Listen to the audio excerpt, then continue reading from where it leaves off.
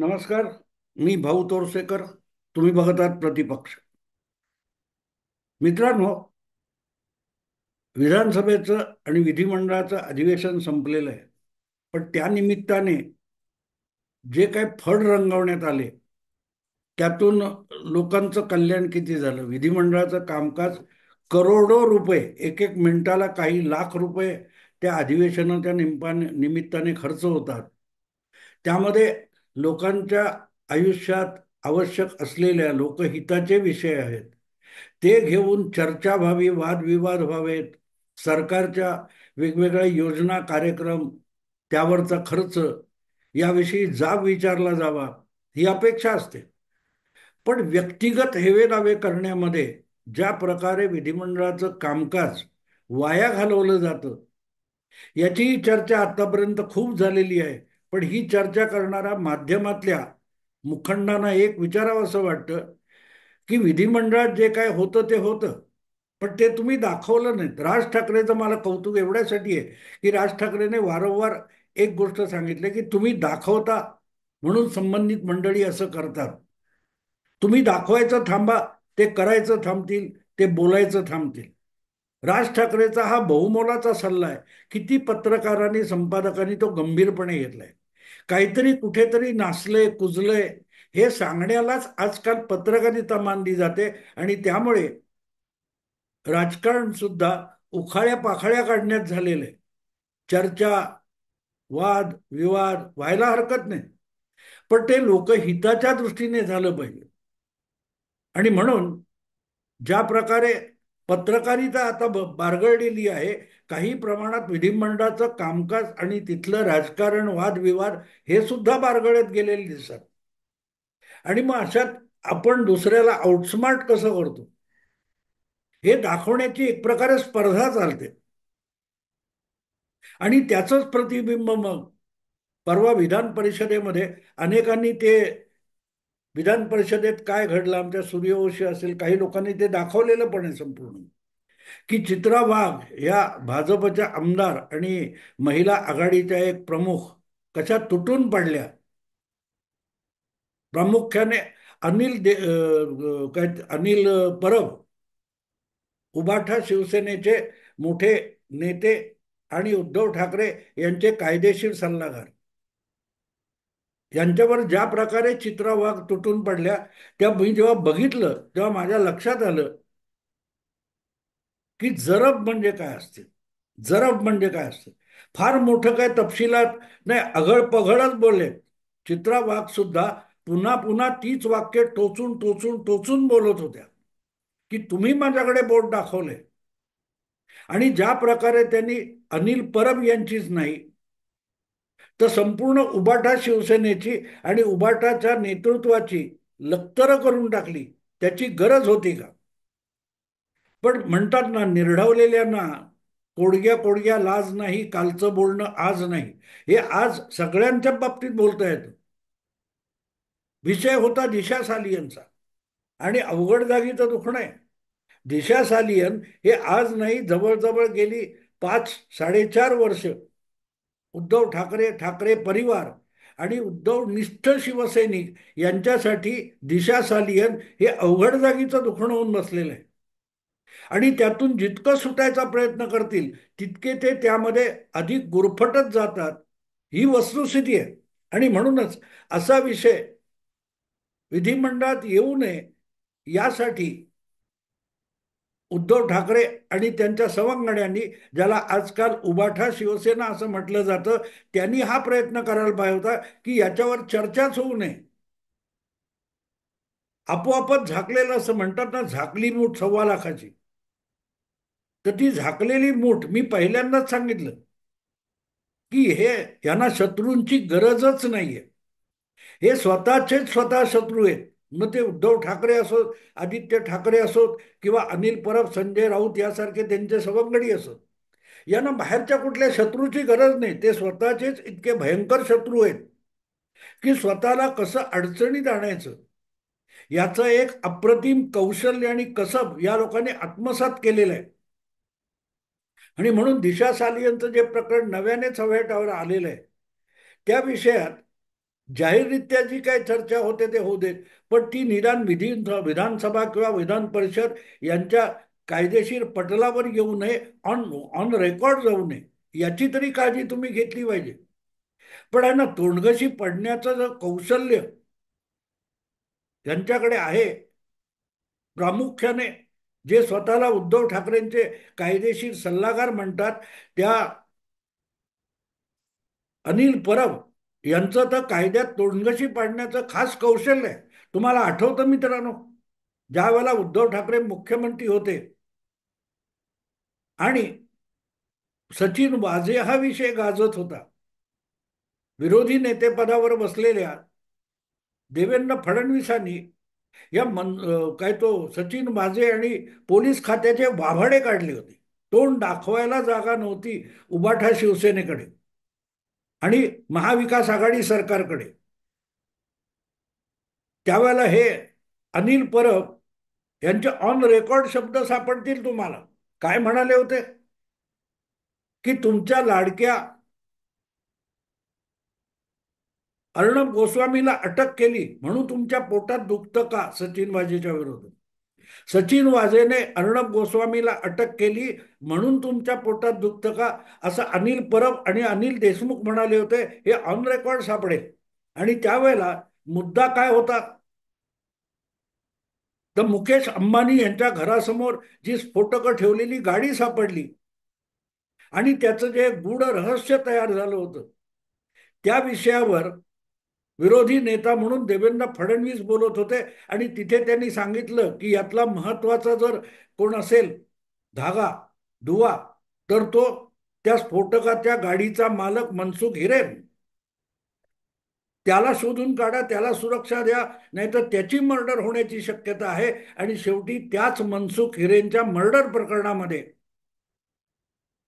सचिन वाझेला अटक झाली, जो त्यावेळेला क्राईम ब्रँच एक हाती चालवत होता. आणि त्याची पाठराखण विधिमंडळामध्ये यांनी केली, तर बाहेर मुख्यमंत्र्यांनी पत्रकारांसमोर केली. तो काय ओसामा बिन लादेन आहे का, वगैरे वगैरे. आठवतं तुम्हाला. तर कायद्याच्या कचाट्यात कसं अडकू नये याचा सल्ला सर्वसाधारणतः वकील सल्लागार असतात ते देतात. पण जे अनिल परब त्यावेळेला विधिमंडळामध्ये आवेशात बोलत होते आणि आपल्या पक्षाला, आपल्या सरकारला अधिक अडचणीत आणत होते, असा माणूस कुठल्याही पक्षाला आणि कुठल्याही मित्राला उपयोगी नसतो, घातक असतो. पण मातोश्रीचे लाडके कोण काय करू शकतो, कोणी काही करू शकत नाही. कोणीही काही करू शकत नाही. असं म्हणतात ना, गळ्यात हार घालून जो खाटी खाण्याकडे धावत सुटलेला बोकड आहे, त्याला साक्षात ब्रह्मदेव पण वाचवू शकत नाही. तर मग उद्धव ठाकरे हे असले सवंगडी गोळा करून बसले असतील, तर त्यांना वाचवणार कोण, हा यक्ष प्रश्न आहे, ज्याचं उत्तर कोणीही देऊ शकत नाही. तर अशा अनिल परबांनी कारण नसताना दिशा सालियन प्रकरण विधान परिषदेत आलं, तेव्हा चित्रा वाघ या भाजपच्या महिला नेत्या आमदार यांच्याकडे बोट दाखवून नको ती टिप्पणी केली. आणि मग एक प्रकारे चित्रा वाघ यांच्या हातात कोलीत दिलं आणि त्यांचं नाव घेतलं असल्यामुळे त्यांना आपल्यावर केलेल्या वेड्या वाकड्या आरोपाला उत्तर देण्याचा अधिकार प्राप्त झाला.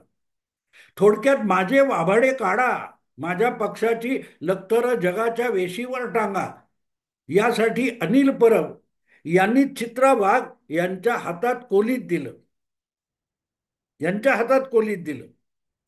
नाही तर काय म्हणतात, त्या चित्रा वाघ यांना त्या विषयात बोलायची संधी पण कदाचित मिळाली नसती. सगळ्या आमदारांना प्रत्येक विषयावर बोलायची वेळ मिळत नाही. पण ज्या वेळेला त्यांचं नाव अनिल परबांनी घेतलं हा विषय वाढवताना, त्यामुळे चित्रा वाघ यांना ती संधी मिळाली. आणि त्यांनी नुसते अनिल परब नाही, अनिल परब यांच्या सकट त्यांचा पक्ष, त्या पक्षाच्या भूमिका, त्यांचे सर्वोच्च नेते, या सगळ्यांची अक्षरशः धुळदाण करून टाकली. शिवसेनेच्या महिला कार्यकर्त्या एक काळी, त्यांना रणरागिणी असा शब्द बाळासाहेबांनी वापरला होता. त्यांची आज तशा रणरागिणी कोण उरलेल्या नाहीत, म्हणून उसनवारीच्या सुषमा अंधारे आणाव्या लागतात. आणि त्या सुद्धा अधिक गोत्यात घालणाऱ्याच असाव्यात. हा परत चमत्कार म्हणावा लागेल, असं मुद्दा तो नाहीये. पण ज्या प्रकारे तुटून पडल्या चित्रावाग, त्यांच्या समोर ततपप करण्याची सुद्धा कुवत अनिल परबांमध्ये राहिली नाही. आणि हे उद्धव ठाकरे यांचे कायदेशीर सल्लागार आहेत. चिरफाड. आणि लक्षात ठेवा, जे चित्रा वाघ आत बोलल्या त्या विधिमंडळाचा विशेष हक्काच्या संरक्षण आणि कवच कुंडलाखाली बोलल्या असं मानायचं अजिबात कारण नाही. कारण त्यानंतर जेव्हा बाहेर आल्यानंतर, विधिमंडळाच्या सभागृहाच्या बाहेर आल्यानंतर पत्रकारांसमोर बोलताना सुद्धा तितक्याच बोचऱ्या आणि ओरबाडणाऱ्या भाषेत उबाठा शिवसेनेची चित्रा वाघ यांनी लक्तर करून टाकली, चिंध्या चिंध्या केल्या. त्याची गरज होती का, हा माझा प्रश्न आहे. एक तर दिशा सालियनसारख्या प्रकरणामध्ये नको तितके आदित्य ठाकरे दिवसेदिवस फसत चाललेले, तेव्हा त्याचा गाजावाजा जितका होईल तितकी तुमच्या पक्षाविषयी आणि तुमच्या नेतृत्वाविषयी आशंका निर्माण होत जाते. आणि त्यातून तुम्ही स्वपक्षाला अधिकाधिक गर्तेत ढकलत असतात. आणि हे काम करणारा कोण आहे, तर तो उद्धव ठाकरे यांचा कायदेशीर सल्लागार. पण ज्या प्रकारे चित्रा वाघ सभागृहामध्ये किंवा बाहेर यांची लक्तरं काढत होता, चव्हाट्यावर अक्षरशः धोबीघाटावर धोपटल्यासारखं धोपटत होता, तेव्हा तुमच्याकडे बोलायला जागा नव्हती. आणि मोठा मुद्दा काय काढला, तर त्या दिशा सालियन प्रकरणामध्ये मनीषा कायंदे यांनी काय ट्विट केलं होतं. अरे तुमचे तुमचे सगळे नेते प्रवक्ते, सुषमा अंधारेंपासून संजय राऊत पासून उद्धव ठाकरे, आदित्य ठाकरे या प्रत्येकाने आजपर्यंत उधळलेली जी मुक्ताफळं आहेत ती काढली, तर प्रत्येक वेळेला आपल्याच थोवाडीत मारून घेत बसायला लागेल. सोनिया गांधींची, राहुल गांधींची निंदा नालस्ती उद्धव ठाकरेंनी काय कमी केले का? नरेंद्र मोदींचं आरती ओवाळण्याचं काम उद्धव ठाकरेंनी काय कमी केलंय का?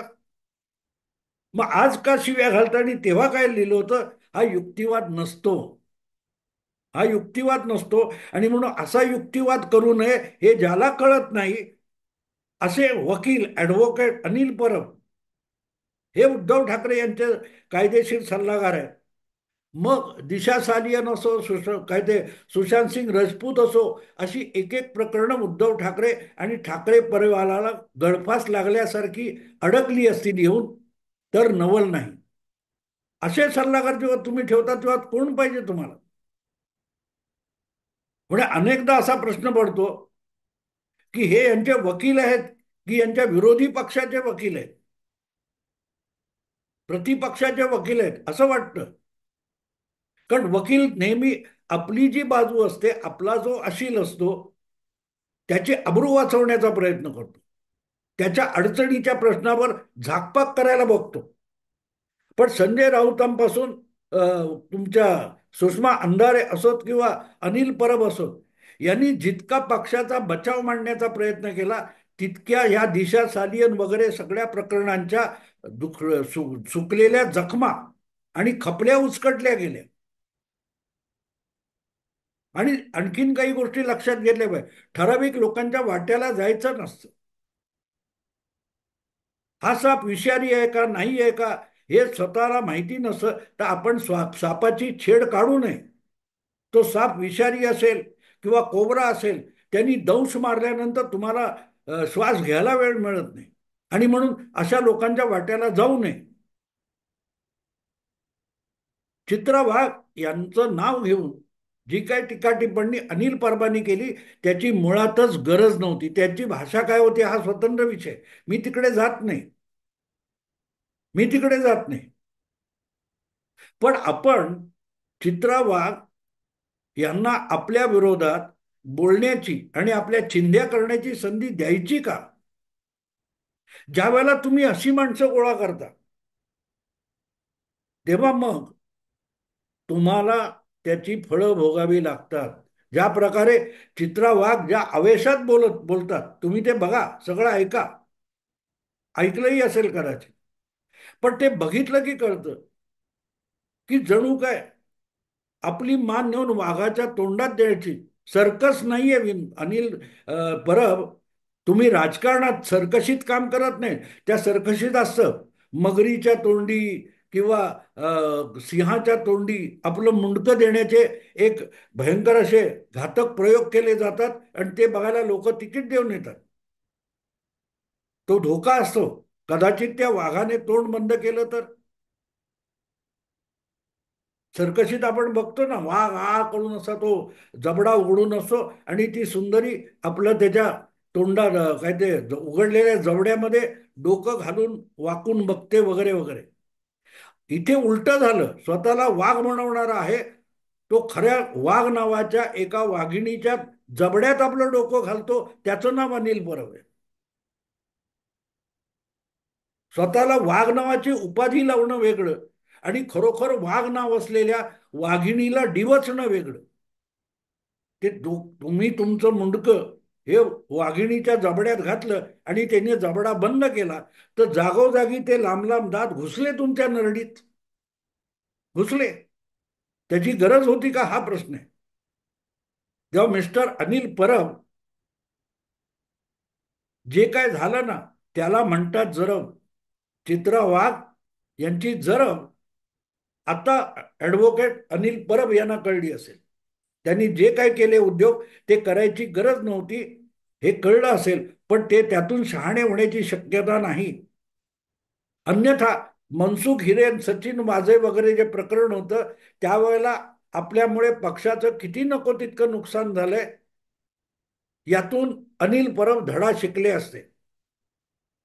पण धडा शिकणं वगैरे सोडून द्यावं. इतरांना धडा दाखवणं, धडा शिकवणं म्हणजेच आपण कट्टर शिवसैनिक अशा भ्रमात वावरणाऱ्यांना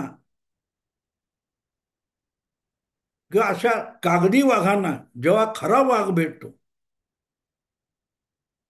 मग काय होतं हे चित्रवाघ यांनी दाखवलं. हे पेपर टायगर कधी कधी इंग्लिश वर्तमानपत्रामध्ये बाळासाहेब ठाकरेंची टिंगल करायचे इंग्रजी पत्रकार. तेव्हा त्यांना टायगर काय तो पेपर टायगर म्हणायचे. बाळासाहेब पेपर टायगर होते का खरे होते हे जगाने बघितले, तो इतिहास आहे. पण त्यांच्या नंतर त्यांच्या नावाने वारसा चालवणारे मात्र एकापेक्षा एक सगळे पेपर टायगर आहे. आणि म्हणूनच चित्रा वाघ यांच्या वाटेला गेल्यानंतर त्यांनी अक्षरशः फाडून फाडून एखादा कागद चिंध्या करून टाकावा, चिरफळ्या करून टाकावा, तशी अनिल परब यांची अवस्था केली. आणि विषय इथे संपणारा नाही, कारण हा विषय वाढणार आहे. आणि म्हणून तो विषय वाढणार नाही या दृष्टीने जर उद्धव ठाकरे आणि त्यांच्या सवंगड्यांनी साथीदारांनी प्रयत्न केला असता तर समजू शकतो. पण अनिल परब आहेत कायदेशीर सल्लागार. त्यांनी अनेकदा स्वतः पत्रकार परिषदेत सांगितलेलं आहे की उद्धव ठाकरे यांचा निकटवर्ती आहे आणि कायद्याचा विद्यार्थी असल्यामुळे कायद्याचे सल्ले मी उद्धव ठाकरेंना देतो. ज्यांना स्वतःच कायद्याची लंगडी बाजू कळत नाही ते दुसऱ्यांना सल्ले देणार म्हणजे काय. मुद्दा असा आहे मित्रांनो की या सगळ्याची गरज होती. दुष्काळात 13वा महिना म्हणतात ना तशी आज उभाठा शिवसेनेची अवस्था आहे. विधानसभा निवडणुकीत इतका सपाटून मार खाल्ला गेलाय की विरोधी नेते पदावर दावा करावा इतकीही क्षमता आणि इतकीही आमदार संख्या आज उभाठा शिवसेनेकडे राहिलेली नाही. अशा वेळेला जी उरली शिरली शिवसेना आहे त्यातले सुद्धा अनेक माजी आमदार, माजी महापौर, माजी नगरसेवक एक एक करून उभाठा शिवसेनेला सोडून शिंदे गटाकडे जात आहेत. तर त्यांना सांभाळून परत एकदा नव्याने संघटना उभं करण्याची आवश्यकता आहे. तर त्यामध्ये हे असली फौज गोळा केली उद्धव ठाकरेंनी जी त्यांनाच आणि पक्षाला अधिकाधिक गर्तेत आणि गाळात घालून घेऊन जाईल. चित्रा वाघ यांना अशी संधी हवी होती. त्या आमदार अलीकडेच झाल्यात का 8-10 महिने वर्ष झालं असेल. त्यांना चमकण्याची विधिमंडळात चमकण्याची संधी मिळाली नव्हती. ती अनिल परब यांनी बहाल केली. अनिल परब यांनी बहाल केली. आणि म्हणून मला प्रश्न पडतो की हे कल कशाला आणि कुठच्या विषयात. दिशा सालियन, सुशांत सिंग राजपूत जे विषय तुमच्यासाठी उबाठा शिवसेनेसाठी आणि प्रामुख्याने ठाकरे पिता पुत्रांसाठी अवघड जागीचं दुखणं आहे, अशा वेळेला गप्प राहणं पण शहाणपणा असतं. गप्प राहणं हा शहाणपणा असो, पण शहाणपणा दाखवण्याची जेव्हा घाई होते तेव्हा मूर्खपणा सुरू होतं. आणि त्यामध्ये उद्धव ठाकरे यांचे अनेक सहकारी एकापेक्षा एक वाकबगार कुशल आहेत. आणि नेमकी तीच गोष्ट अनिल परब यांनी केली. आणि इतकी चांगली संधी ज्या म्हणतात ना क्रिकेटमध्ये फुलटॉस, तो फुलटॉस आल्यानंतर सिक्सर मारायला बॅट्समन पुढे सरसावतो.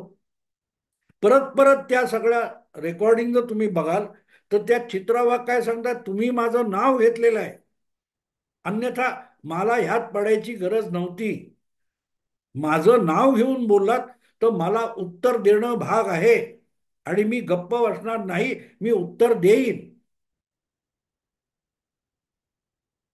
विषय दिशा साले यांचा अनिल परब यांच्याबरोबर उद्धव ठाकरे, आदित्य ठाकरे सगळ्यांची सपाचट करून टाकली. याला म्हणतात वाघाची जरब. चित्रा वाघ यांची जरब. समजलं का मिस्टर अनिल परब? तेव्हा आपलं मुंडकं सर्कशीतल्या कोणीतरी वाघाच्या तोंडात घातलं म्हणून आपण चित्रा वाघ यांच्या तावडीत आपलं शेपूट, सापड्यात आपलं शेपूट अडकवण्याची गरज नव्हती. पण लोकांसांगे ब्रह्मज्ञान. असो मित्रांनो, मी इथे आता थांबतो. आवडलं लाईक करा, शेअर करा आणि प्रतिपक्षाला सबस्क्राईब करा. नमस्कार.